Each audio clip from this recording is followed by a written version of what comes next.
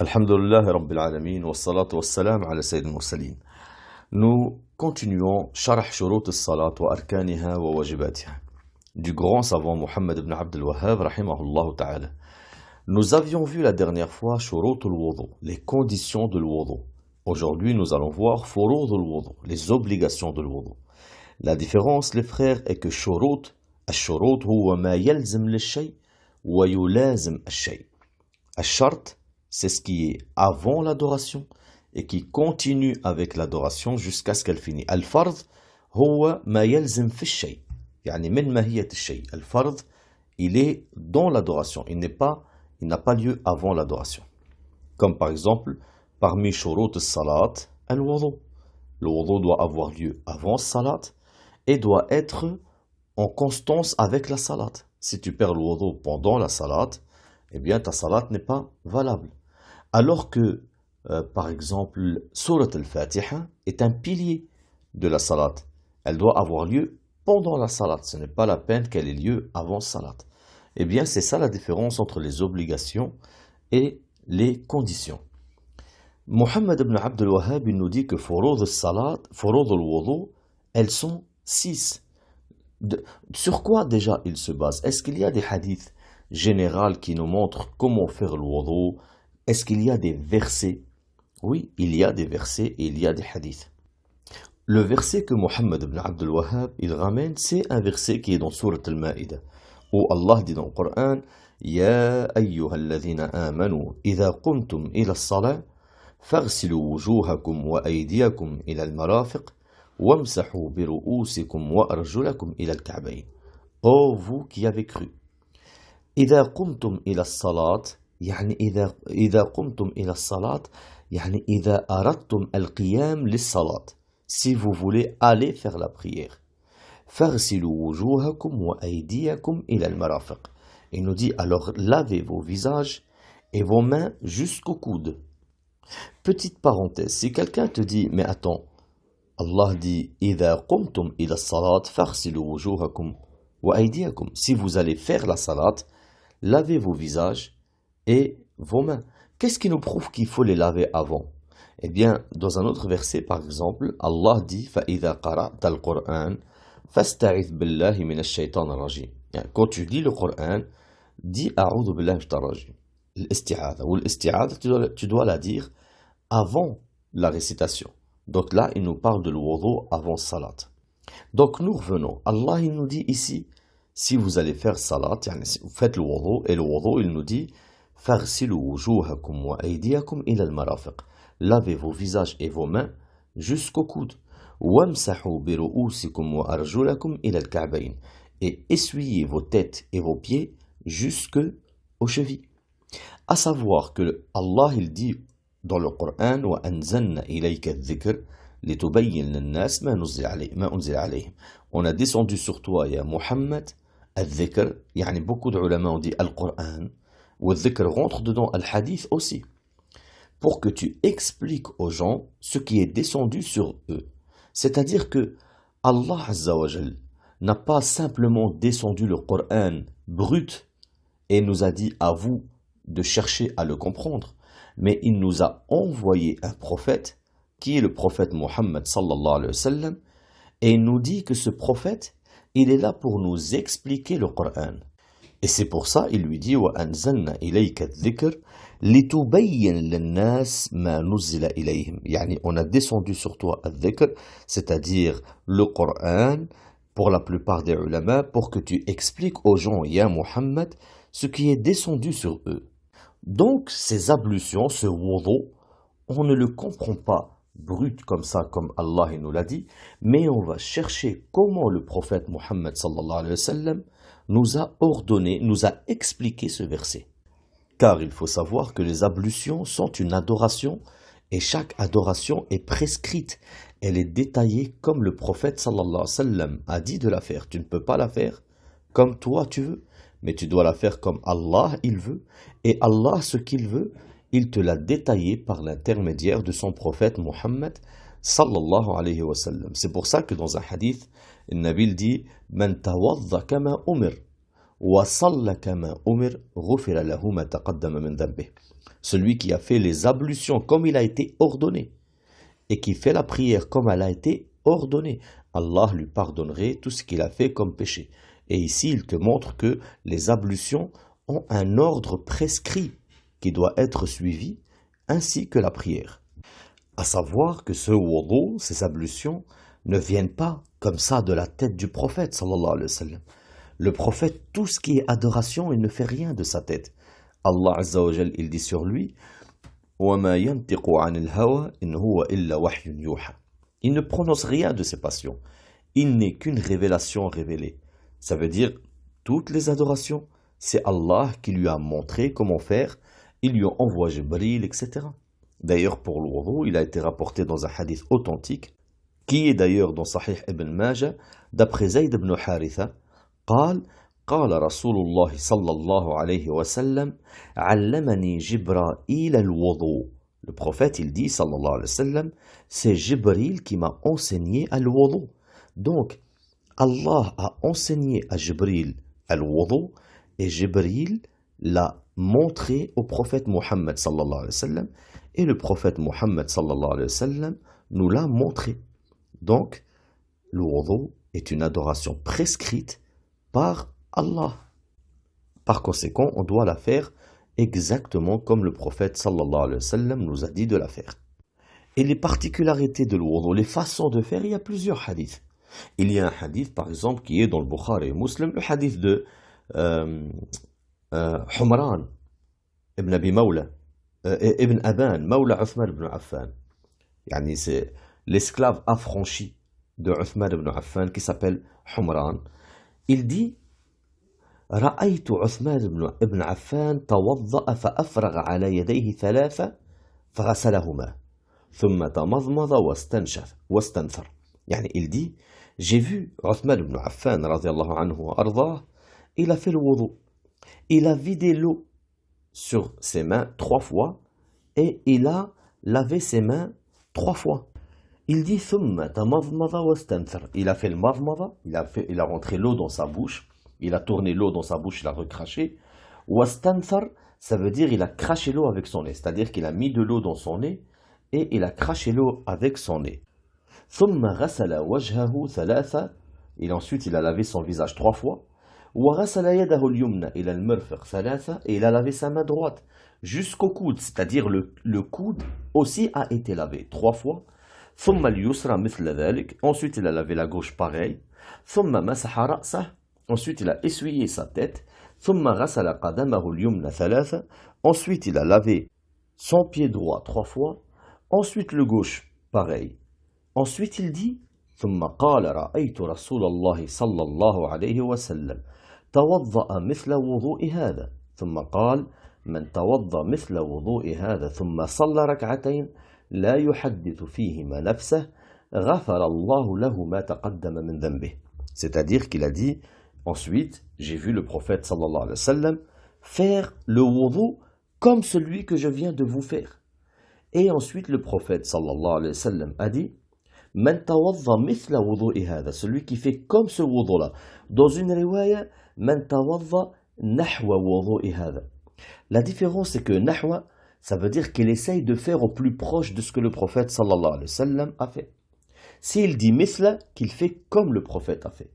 Et qu'il fait ces 2 rak'a sans qu'il se discute dans sa tête, qu'il pense à autre chose que la prière, c'est-à-dire il fait le wudu, il fait 2 prières sans qu'il pense à autre chose que la prière, eh bien Allah Azza wa Jal lui pardonnera tout ce qu'il a fait comme péché.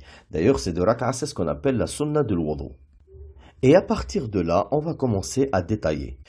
Donc, en premier, Muhammad ibn Abdul Wahhab, rahimahullah, il dit غسل وجهه, غسل الوجه, le fait de laver le visage, ومنه المضمضة والاستنشاق. Ça veut dire laver le visage et ça fait partie du visage, المضمضة والاستنشاق. Attention à une chose, il a été rapporté que le prophète sallallahu alayhi wa sallam a lavé la plupart du temps la bouche, le nez et le visage. Il a été aussi rapporté que le prophète sallallahu alayhi wa sallam a fait le contraire. il a lavé le visage, ensuite la bouche et le nez. C'est une question qu'on verra plus tard, parce que vous verrez qu'il y a l'ordre obligatoire à suivre dans le wudu. Et l'ordre, c'est l'ordre des membres, c'est-à-dire visage, bras, tête, pieds.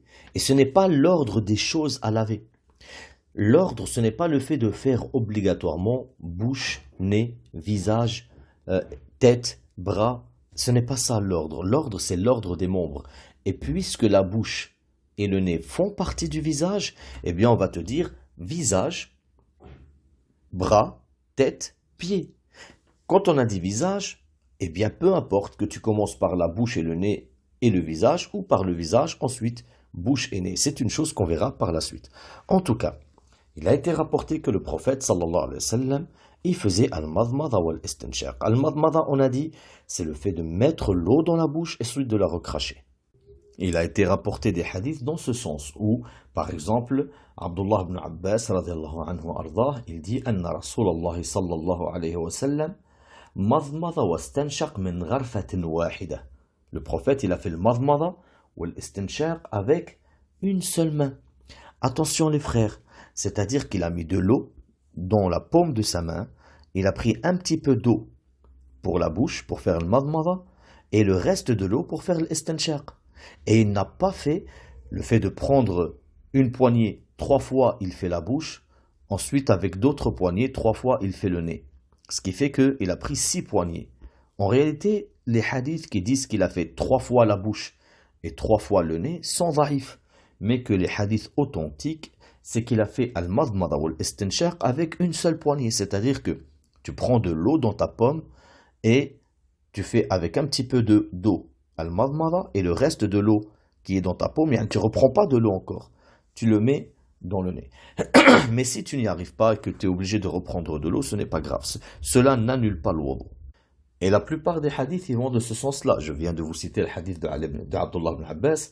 Il y a aussi le hadith d'Ali ibn Abi Talib qui est dans Sunan Ibn Majah, qui dit « Anna Rasulallah sallallahu alayhi wa sallam tawadda famadmada thalathan wastanshaqa thalathan min kaffin wahid » Yani, il a fait le madmada 3 fois, il a fait l'istinshaq 3 fois, mais avec une seule poignée, comme je vous l'ai expliqué. Et d'ailleurs, pour rentrer encore plus dans les détails, il prend l'eau avec sa main droite, il met l'eau dans sa bouche et son nez avec sa main droite, et quand il recrache l'eau avec son nez pour l'istinshaq, pour l'istinthar, il le fait avec sa main gauche, parce qu'il va sortir, une chose, les saletés de son nez, il les sort avec sa main gauche. Et ça, c'était l'habitude du prophète Mohammed sallallahu alayhi wa sallam. C'est qu'il laissait sa main droite pour tout ce qui est pur, et sa main gauche, c'était pour enlever toute impureté. Donc, quand il fait le istinthar, il le fait avec sa main gauche. C'est-à-dire, tu rentres l'eau dans ton nez avec ta main gauche, et tu sors les saletés de ton nez tu rentres l'eau dans ton nez avec ta main droite, et tu sors les saletés de ton nez avec ta main gauche. C'est ce qui a été rapporté de Ali ibn Abi Talib, radiyallahu anhu. Ali ibn Abi Talib, radiyallahu anhu, il rentre, il demande à quelqu'un pour faire le wudu, il lui dit « Itini bitahour ». قال فأتاه الغلام بإناء فيه ماء وطست. Il lui dit « Ramène-moi de l'eau pour faire le wudu ». L'enfant lui ramène un récipient avec de l'eau dedans. قال عبد خير ونحن جلوس انظر إليه فأدخل يده اليمنى فملأ فمه فمضمض واستنشق ونثر بيده اليسرى فعل هذا 3 مرات ثم قال من سره أن ينظر إلى طهور رسول الله صلى الله عليه وسلم فهذا طهوره. Ça veut dire, Abd Khayr, il dit, regardez Ali ibn Abi Talib, comment il va faire le wudu, il va nous montrer le wudu du prophète sallallahu alayhi wa sallam. Et il voit que Ali ibn Abi Talib, il rentre sa main droite dans le récipient pour faire le madmada ou l'istinshaq. Ça veut dire, il met l'eau dans sa bouche et il met l'eau dans son nez, mais il a fait l'istinthar avec sa main gauche, il dit. L'istinshaq, c'est jalb al-ma bil-anf. L'istinshaq, c'est le fait de tirer l'eau avec le nez. L'istinthar, c'est le fait de la recracher avec le nez. Donc, Ali ibn Abi Talib, il tire l'eau avec son nez, mais il utilise la main droite, mais pour recracher avec son nez, il a utilisé sa main gauche. Et c'est comme ça que le prophète sallallahu alayhi wa sallam nous avait éduqués, qu'on utilise la main droite pour tout ce qui est pur, et pour tout ce qui est enlevé des najasa ou des impuretés ou des saletés, il utilisait sa main gauche. Petite parenthèse les frères, avant de faire le madmada, beaucoup de frères, ils viennent avec les mains sales par exemple, ou des choses comme ça, et il fait le wudu directement. Certes, il y a plusieurs avis pour les ulama par rapport au fait de laver les mains. Les ulama ont dit c'est une obligation pour le fajr. Parce que le prophète, on va y venir, il a dit إذا استيقظ أحدكم من نومه فليغسل يديه ثلاثا قبل أن يدخلهما في الإناء. Si l'un d'entre vous, il se réveille la nuit, eh bien, qu'il lave ses mains 3 fois avant de les rentrer dans le récipient. Ils ont dit c'est une obligation de laver les mains pour le fajr, mais pour les autres prières, ce n'est pas une obligation. Certains, ils ont dit tu dois le faire tout le temps. Il y a plusieurs avis. En tout cas, sors de la divergence. Lave tes mains 3 fois avant de faire le wudu. Surtout si tu as les mains sales ou des choses comme ça. Et surtout, les frères, qu'il y a un hadith en réalité clair et net sur le fait de ne pas commencer directement par la bouche, mais plutôt de laver les mains avant de commencer le madmada ou l'istinshaq. Et je ne parle pas du hadith qui dit إذا استيقظ أحدكم من نومه فليغسل يديه ثلاثة قبل أن يدخلهما في الإناء فإن أحدكم لا يدري أين باتت يده في سنن أبي داود أين باتت يده بالليل. يعني clairement il nous parle que tu laves tes mains 3 fois seulement quand tu t'es réveillé de ton sommeil de la nuit. Mais il y a un autre hadith de Jubayr ibn Nufayr أن أبا جبير قدم على رسول الله صلى الله عليه وسلم بابنته التي كان تزوجها رسول الله صلى الله عليه وسلم فأمر له النبي صلى الله عليه وسلم بوضوء فقال توضأ يا أبا جبير فبدأ أبو جبير بفيه فقال رسول الله صلى الله عليه وسلم لا تبدأ بفيك فإن الكافر يبدأ بفيه ثم دعا رسول الله صلى الله عليه وسلم بالوضوء فغسل كفيه حتى أنقاهما ثم تمضمض واستنشق واستنثر وغسل وجهه 3 وغسل يده اليمنى إلى المرفق 3 واليسرى 3 ومسح برأسه وغسل رجليه. حديث صححه الشيخ الألباني رحمه الله. C'est-à-dire, Jubayr ibn Nufayr, il rentre vers le Nabi sallallahu alayhi wa sallam. En résumé de la chose, le prophète lui fait avancer un récipient d'eau, il lui dit fais le wudu. Et Jubayr, il commence directement par faire le madmada. Directement, il a pris l'eau, il l'a mis dans sa bouche et il a fait le madmada directement. Le Nabi sallallahu alayhi wa sallam dit La tabda bifik.